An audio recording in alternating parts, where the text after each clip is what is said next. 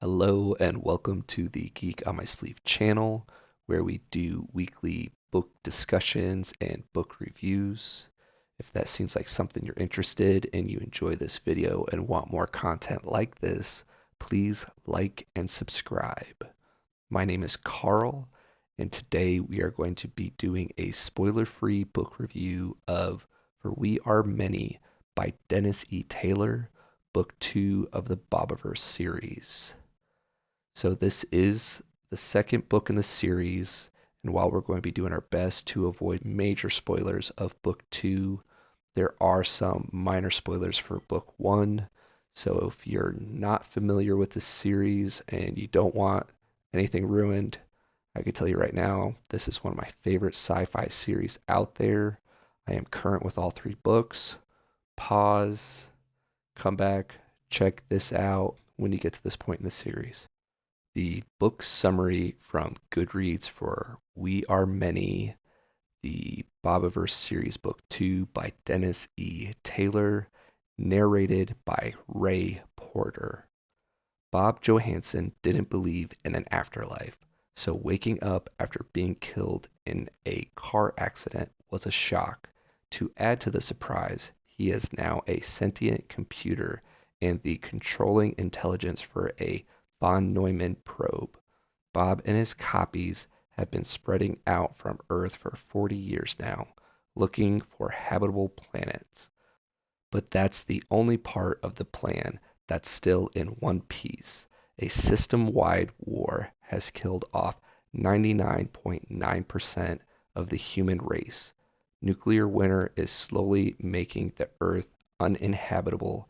A radical group wants to finish the job on the remnants of humanity.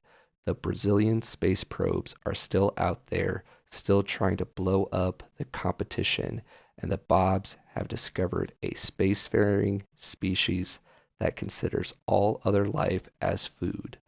Bob left Earth anticipating a life of exploration and blissful solitude. Instead, he's a sky god to a primitive native species, the only hope for getting humanity to a new home, and possibly the only thing that can prevent every species in the local sphere ending up as dinner. Goodreads has over 29,000 ratings at this point. The book comes in at a 4.38. In my personal opinion, rightly so. It's an amazing book. It's an amazing series, as I said before, and I'm super thrilled that we are going to be getting 2 more books to the series, hopefully sometime this year. The paperback book is 320 pages long, and the audiobook narration is just shy of 9 hours, and it is available on Kindle Unlimited. For those of you who are already a member, you can read this book for quote free on the Kindle Unlimited. This is a book that we are counting towards our 52 book challenge. If you'd like to learn more about that, we will include the link for that video in the description below. So let's get this party started. Book 2 picks up right where Book 1 left off. At the end of Book 1, we were with Bob 2.0 dealing with the Sky God Bob situation. The Deltons are just starting to get things set up. They've survived a lot of major threats from the Gorilloids. Things are starting to look up.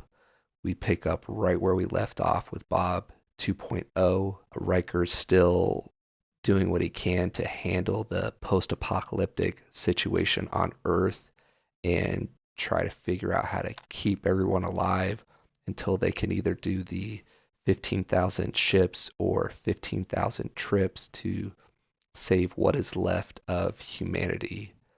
Mario just discovered an alien threat that has these mechanical like ants that are powered by Sudar and just extracting all the metal from complete solar systems.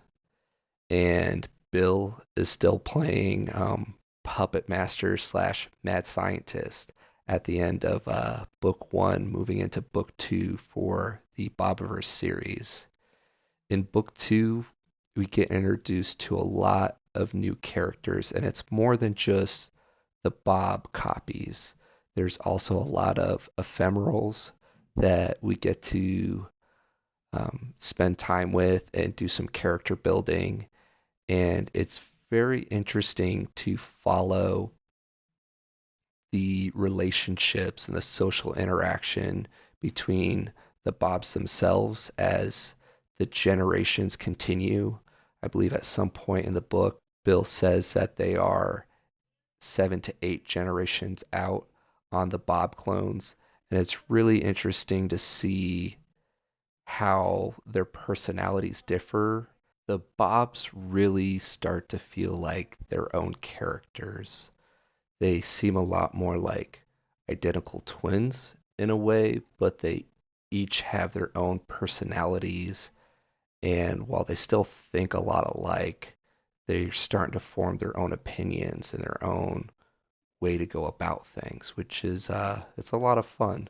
In this book, we also face a lot of new challenges. At the end of book one, Howard just arrived at the Romulus and Vulcan colonies, so we get to follow some of our favorite characters in regards to humans slash ephemerals through that story arc. There's also a lot of new enemies, a lot of new challenges. At some point in book two, we even get a romance subplot, which is kind of interesting to follow. And yeah, just the journey of the Bobs, it's really interesting and it gives some unique perspectives. Uh, Bob at this point has experienced 40 plus years of life as an immortal, a computer in a spaceship.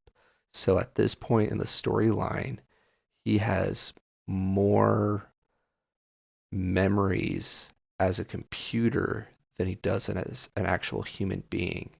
And what are we if not a collection of our own experiences and our own memories? So it's a lot of fun to follow. If you enjoy book one, you're definitely going to enjoy book two. I feel that in regards to writing style and Dennis E. Taylor, it's obvious to me that he was a lot more practiced and polished going into this book. Not that he wasn't in the first book, but like anything, the more experience you get at it, the better you are. And I feel like the writing is definitely a step above book one. There's a lot more in this book of what you enjoyed from book one. There's also a lot less of some other things. There's not as much space combat. We do spend a lot more time planet side, exploring the different story arcs and seeing how those progress. And yeah, it's a really good book. Um, can't recommend it enough. I know I've said that already several times in this video. We plan to do Geek Out sessions for at least the first 3 books, and we're on book 2 now. So keep an eye on our calendar at geekonmysleeve.com. We appreciate your support. We appreciate your feedback.